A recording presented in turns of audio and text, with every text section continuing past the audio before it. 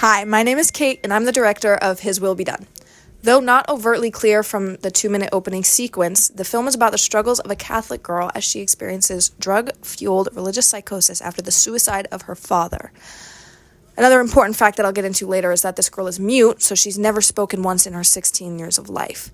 To answer the question, how does your product use or challenge conventions and represent social issues or groups, let me take you on a trip. So, how did we use or challenge conventions?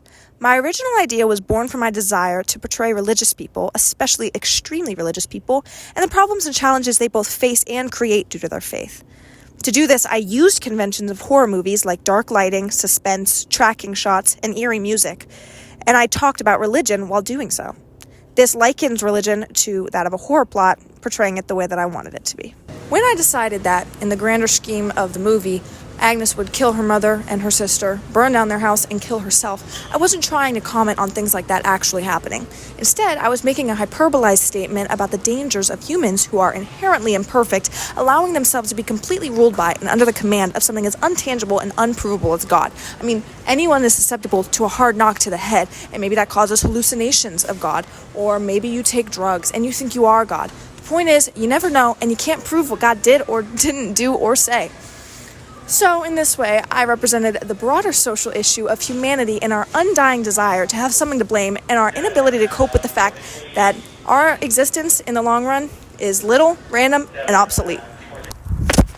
All that being said, I felt it would be kind of a cop-out to just make my represented group religious people for two reasons. One, most of the representation would be happening after the opening sequence of the film, and two, I was representing them as evil and naive.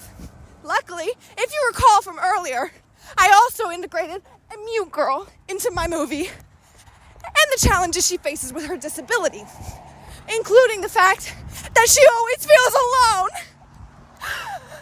To represent this, I made sure that Agnes was alone in all of the shots, including in school hallways, which are normally filled with people. In fact, even when the three boys are seen across the street, she's all the way across the street, representing a literal divide between her peers and her inability to bridge the gap without being emotionally run over. That concludes my answer to question 1.